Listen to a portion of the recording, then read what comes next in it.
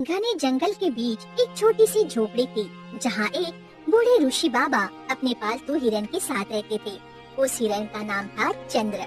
उसका शरीर बिल्कुल सफेद था और उसकी आंखें अंधेरे में भी हल्की नीली चमकती थी। इसी राज्य में राजा वीरेंद्र सिंह राज्य करता था। आज उसके चेहरे पर बेचैनी साफ दिखाई दे रही थी। तभी महारानी उसके पास आई और बोली, महाराज, आप इतने चिंतित क्यों हैं? महारानी, कई दिनों से मैंने शिकार नहीं किया है। अब मुझसे और इंतजार नहीं होता, मुझे जाना ही होगा। रानी ने चिंतित होकर कहा, महाराज, आप अपना शौक पूरा करने के लिए निर्दोष जानवरों को क्यों मारते हैं? ये सही नहीं है। पर राजा का दिल वही करता है जो उसे शक्ति देता है, और मुझे शिकार करने से शक्ति मिलती है। उसने तुरंत सैनिकों को आदेश दिया, तैयारी करो, हम तुरंत जंगल की ओर चलेंगे। जंगल घना था, ठंडी हवा चल रही थी और पक्षियों की चहचहाने की आवाजें आ रही थी। राजा अपने सैनिकों के साथ शिकार करने की तलाश में आगे बढ़ रहे थे।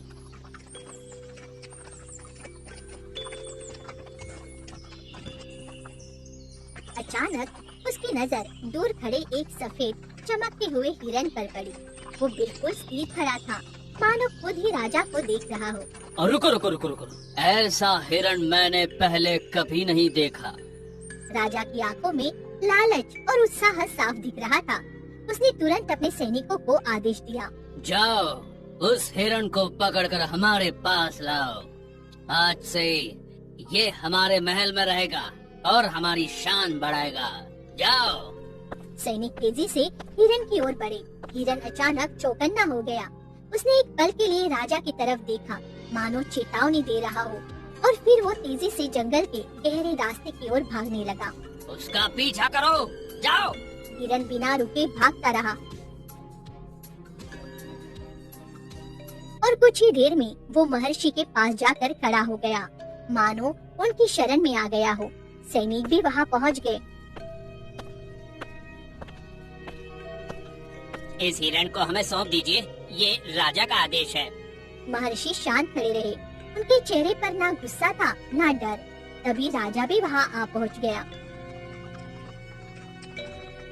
बाबा, ये हिरण अब हमारा है, इसे हमारे हवाले कर दीजिए। कुछ ही पल के लिए चारों ओर सन्नाटा छा गया। फिर महर्षि बोले, महाराज, इस गरीब के पास इस हिरण के अलावा कुछ भी नहीं है। यही मेरा सहारा है, मेरी संपत्ति है। राजा के चेहरे पर हल्की मुस्कान आई, लेकिन उसमें दया नहीं बल्कि घमंड था। बाबा, तुम एक साधु हो, तुम्हें किसी सहारे की क्या जरूरत? अरे ये हिरण हमारे महल की शोभा बढ़ाएगा। तुम जो मांगोगे हम तुम्हें दे सकते हैं। सोना, चांदी, धन दौलत मांगो।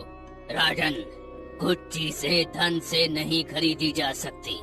ये हिरण मेरे लिए केवल एक जानवर नहीं है, मेरा परिवार है। दोनों के बीच बहस तेज हो गई। जंगल की हवा भी मानो भारी हो गई हो। कुछ देर बाद राजा का चेहरा गुस्से से लाल हो गया। उसकी आंखों में क्रोध भड़क उठा। बहुत जोर से चिल्लाया, बस बहुत हो गया। उसने धनुष उठाया और हिरण की ओर तान दिया। अगर ये हिरण मेरा नहीं तो किसी का नहीं हो सकता। राजन, क्रोध में लिया गया निर्णय विनाश लाता है। लेकिन राजा ऋषि की बात मानने को तैयार नहीं था। उसने तीर छोड़ा, तीर सीधा हिरण के शरीर पर जा लगा। हिरण घायल होकर जमीन पर गिर पड़ा। ऋषि घबराकर उसके पास बैठ गए। महर्षि की आंखों से आंसू बहने लगे। चंद्र, चंद्र, चंद्र बेटा, आंखें खोलो। चंद्र, चंद्र। हिरण ने आखिरी बार महर्षि की ओर देखा और फिर उनकी सांसें थम गई। हिरण ने अपने प्राण त्याग दिए। ये तुमने क्या कर दिया राजन? क्या कर दिया? तुमने मेरे जीवन का सहारा छीन लिया। राजन। राजा कुछ पल के लिए शांत खड़ा रहा। उसके चेहरे का क्रोध अब धीरे धीरे पछतावे में बदलने लगा, लेकिन अब देर हो चुकी थी। राजन, तुमने एक निर्दोष प्राणी की हत्या की है। तुम्हारा अहंकार ही तुम्हारे विनाश का कारण बनेगा। मैं तुम्हें श्राप देता हूँ। आज के बाद तुम एक पत्थर की मूर्ति बन जाओगे, और जब तुम इस श्राप से मुक्त होगे तो तुम अपनी सबसे प्रिय चीज खो दोगे राजन, खो दोगे। उसी राज्य के एक छोटे से गांव में एक गरीब लकड़हारा अपने परिवार के साथ रहता था। उसका नाम था गोपाल। एक दिन वो रोज की तरह जंगल में लकड़ियाँ काटने गया, लेकिन अचानक आसमान में काले बादल छा गए। तेज बारिश शुरू हो गई। अरे अरे अरे ये बारिश, अरे इस बारिश को भी अभी आना था क्या? अरे धत तेरी की। अरे मुझे जल्दी ही इस बारिश के पानी से बचने के लिए कोई जगह देखनी होगी। कहाँ जाऊँ, कहाँ जाऊँ, कहाँ जाऊँ? बारिश से बचने के लिए गोपाल इधर उधर देखने लगा। तभी उसे एक पुरानी गुफा दिखाई दी। मुझे जल्दी से उस गुफा के अंदर जाना होगा, नहीं तो इस बारिश में भीग कर मैं बीमार पड़ जाऊंगा। वो जल्दी से गुफा की ओर भागा। जैसे ही वो गुफा के अंदर गया तो उसने देखा कि गुफा के बीचों बीच एक पत्थर की बड़ी मूर्ति खड़ी थी। मूर्ति किसी राजा की लग रही थी। गोपाल ने गहरी सांस ली और पास जाकर बोला, अरे लगता है कोई बड़ा राजा रहा होगा, लेकिन आज पत्थर बनकर खड़ा है। सारी राजनीति निकल गई होगी। अरे महाराज जी, क्या हाल बना लिया आपने, हैं? गोपाल ने मजाक में फिर कहा, अरे महाराज जी, हम गरीब सही लेकिन कम से कम जिंदा तो हैं, हैं? आप तो बस खड़े ही रह गए। तभी अचानक एक भारी गूंजती हुई आवाज आई। तुम सही कह रहे हो। गोपाल के हाथ से कुल्हाड़ी गिर गई। अबे कौन है जो छुपकर मेरी बात सुन रहा है? कौन है? सामने आओ, मैं कहता हूँ सामने आओ। फिर वही आवाज आई, मैं वही हूँ जिसे तुम पत्थर समझ रहे हो। गोपाल ने डरते हुए मूर्ति की आंखों में देखा। मूर्ति की आंखों में हल्की सी चमक आ गई थी। महाराज, आप जिंदा हैं? नहीं, मैं जिंदा नहीं हूँ। मैं अपने कर्मों की सजा भुगत रहा हूँ। गोपाल की घबराहट धीरे धीरे जिज्ञासा में बदलने लगी। वो धीरे से बोला, आपको ये सजा किसने दी? कुछ पल के लिए गुफा में सन्नाटा छा गया। एक महर्षि ने मुझे श्राप से मुक्त होने के लिए मुझे किसी सच्चे दिल वाले इंसान की जरूरत है। गोपाल चौंक गया। अच्छा, मैं क्या कर सकता हूँ? अगर तुम मेरी मदद करोगे तो मैं तुम्हारी गरीबी हमेशा के लिए खत्म कर सकता हूँ। गोपाल के मन में लालच और डर दोनों एक साथ आ गए। वो सोच में पड़ गया। क्या मुझे इस अजीब राजा की मदद करनी चाहिए या यहाँ से भाग जाना चाहिए? क्या करूँ? और यही से शुरू होता है कहानी का सबसे बड़ा मोड़। महाराज, मैं आपकी मदद करने के लिए तैयार हूँ। अब बताइए मुझे क्या करना होगा? इस जंगल में एक नदी है और उस नदी किनारे छोटी सी झोपड़ी है। उस झोपड़ी में वही महान ऋषि रहते हैं जिन्होंने मुझे श्राप दिया था। क्या वो अभी भी जीवित है महाराज? मुझे नहीं पता, लेकिन उनकी तपस्या की शक्ति आज भी उस जंगल में है। तुम उन्हें खोजो, वही तुम्हें रास्ता बताएंगे। गोपाल उस ऋषि की खोज में निकल पड़ा। वो नदी के किनारे चलता रहा। दिन भर भटकने के बाद उसे एक पुरानी झोपड़ी दिखाई दी। झोपड़ी के बाहर महर्षि ध्यान में बैठे थे। गोपाल ने धीरे से उनके पास जाकर कहा, प्रणाम बाबा। महर्षि ने आंखें खोली। कहो बेटा, क्या समस्या है?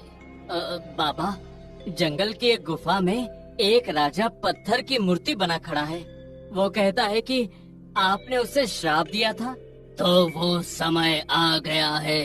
क्या आप ही वो ऋषि हैं जिन्होंने उस राजा को श्राप दिया था? हाँ, मैं वही हूँ जिसने उसे श्राप दिया था। अब बाबा, उसे कैसे मुक्त किया जा सकता है? राजा इस श्राप से तभी मुक्त हो सकता है जब कोई सच्चा इंसान बिना धन के लालच के उसकी मदद करेगा। गोपाल कुछ पल सोचता रहा। उसके मन में कई सवाल उठने लगे। मैं खुद एक गरीब आदमी हूँ, घर में खाने तक की कमी है। अगर मुझे कुछ नहीं मिलेगा तो मैं उसकी मदद क्यों करूँ? उसने अपने परिवार के बारे में सोचा। फिर उस पत्थर बने राजा को बेबस आवाज याद आई। मैं अपने कर्मों की सजा भुगत रहा हूँ। गोपाल की आंखें भर आई। महर्षि, अगर कोई इंसान मुश्किल में हो तो उसकी मदद करना मेरा धर्म है, चाहे मुझे कुछ मिले या न मिले। महर्षि के चेहरे पर हल्की मुस्कान आई। यही सच्ची इंसानियत है बेटा, बहुत बढ़िया। उन्होंने राख की छोटी सी पोटली उठाई और गोपाल के हाथ में रख दी। ये साधारण राख नहीं है बेटा, ये तपस्या की अग्नि से बनी है। इसे उस पत्थर की मूर्ति पर छिड़क देना। अगर तुम्हारा मन सच्चा है तो राजा श्राप मुक्त हो जाएगा। अच्छा, जैसा आप कहें बाबा। गोपाल तेजी से गुफा की ओर लौटने लगा। जंगल शांत था, लेकिन उसके दिल की धड़कनें तेज थी।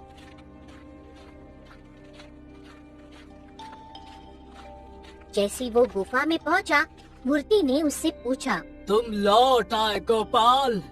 हाँ महाराज, मैं आपको इस श्राप से अभिमुक्त करता हूँ और बदले में मुझे कुछ भी नहीं चाहिए महाराज। उसने अपने हाथों में वो राख रख ली और मूर्ति पर छिड़क दी। कुछ ही पल में राजा फिर से जीवित हो गया। मैं मुक्त हो गया।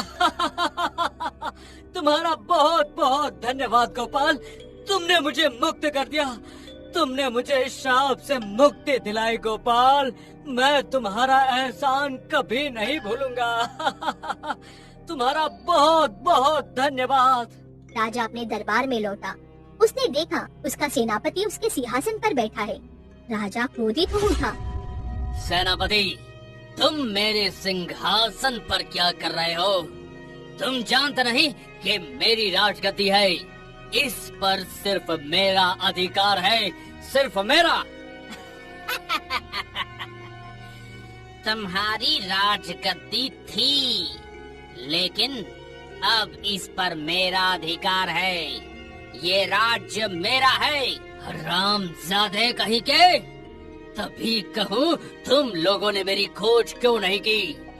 मैं इतने दिनों से पत्थर की मूर्ति बना रहा, इस बात का तूने फायदा उठाया? अरे तूने मेरे साथ विश्वासघात किया है, विश्वासघात। चले जाओ यहाँ से, वरना अभी के अभी मौत के घाट उतार दिए जाओगे। राजा गुस्से में आग बबूला हो गया, लेकिन तभी उसको महर्षि की वो बात याद आ गई। तुम इस श्राप से मुक्त हो गए तो तुम अपनी सबसे प्रिय चीज खो दोगे राजन, खो दोगे। उसने देखा कि महारानी भी उसके साथ है। फिर शांत स्वर में बोला, अब इस राज्य की मुझे जरूरत नहीं, मैं जा रहा हूँ। तुम्हें तुम्हारा राज्य मुबारक हो। राजा बिना हिंसा किए चुपचाप राज्य को छोड़कर चला गया। ना उसके पास सेना थी, ना उसका कोई अपना, सिर्फ एक टूटा हुआ दिल। मन में एक ही सवाल था, क्या यही मेरे कर्मों की सजा है? राजा लड़खड़ाते कदमों से उसी जगह पहुंचा जहां उसकी किस्मत बदली थी। वो झोपड़ी वही शांति, और सामने महर्षि जी बैठे थे। बाबा, बाबा, आज मैंने सब कुछ खो दिया बाबा, सब कुछ। उनकी आंखों से आंसू बहने लगे। मेरा राज्य, मेरी रानी सब छीन गया बाबा। आपका श्राप सच हो गया बाबा, सच हो गया। राजन, जो तुमने खोया है वो तुम्हारे कर्मों का फल था।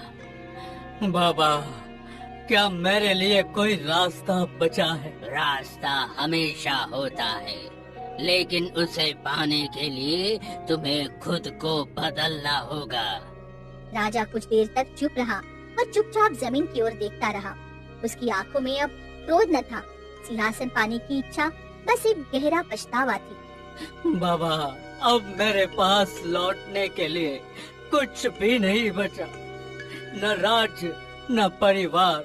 अगर आप अनुमति दें तो मैं यहीं आपके चरणों में रहना चाहता हूँ बाबा। महर्षि ने कुछ पल तक राजा को देखा, जैसे उसके मन को पढ़ रहे हो। राजन, राजमहल में रहना आसान है, लेकिन जंगल में रहकर अपने अहंकार को त्यागना कठिन है। मैं कठिन रास्ता चुनना चाहता हूँ बाबा। ऋषि के चेहरे पर हल्की मुस्कान आई और उन्होंने धीरे से कहा, ठीक है, आज से तुम यहीं रहोगे। अगले दिन से राजा का जीवन पूरी तरह बदल गया। जो कभी सोने के महल में रहता था, अब वो छोटी सी झोपड़ी में रहने लगा। जिस काम को मैंने कभी तुच्छ समझा था, आज वही मुझे सुकून दे रहा है।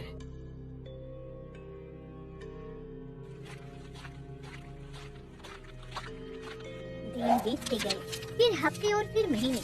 एक दिन राजा ने देखा कि महर्षि कमजोर दिखाई दे रहे हैं। उनकी सांसें धीमी हो चुकी थी। बाबा, आपकी तबीयत ठीक नहीं है, मैं अभी जड़ी बूटी लेकर आता हूँ। रुको राजन, अब समय आ गया है। कैसा समय बाबा? इस दुनिया से विदा लेने का समय। ये सुनते ही राजा की आंखों में आंसू भर आए। नहीं नहीं नहीं बाबा, आप मुझे छोड़कर नहीं जा सकते। नहीं बाबा। हर शरीर को एक दिन मिट्टी में मिलना होता है, लेकिन अच्छे कर्म, सच्ची सीख हमेशा जीवित रहती है। अब तुम एक अच्छे इंसान हो, तुमने मेरी बहुत सेवा की है। एक बात कहूँ राजन? कहो कहो बाबा। वो श्राप तुम्हें सजा देने के लिए नहीं, बल्कि एक अच्छा इंसान बनाने के लिए था।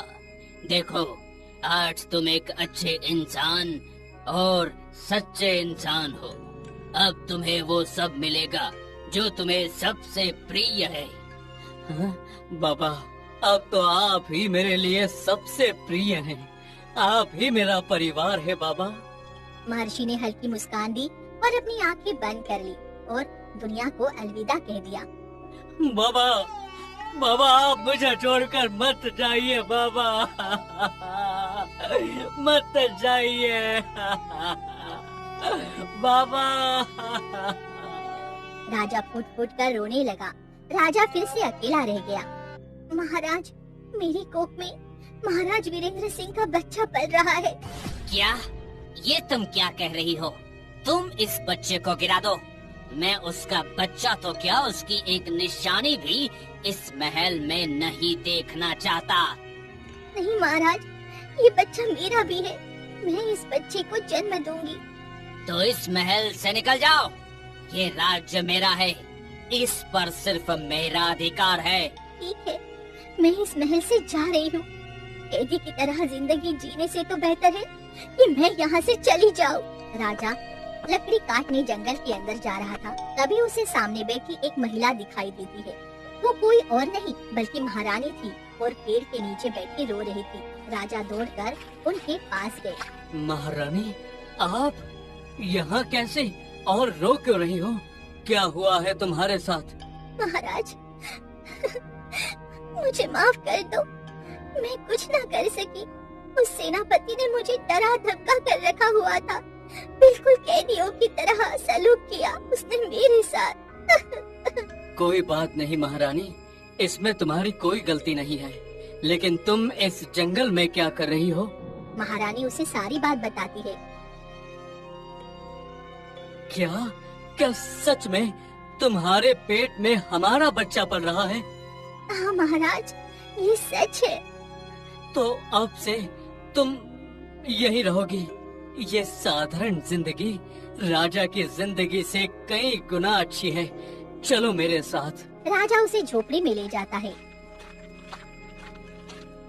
दोनों साथी के साथ खुशी खुशी अपना जीवन व्यतीत करने लगे।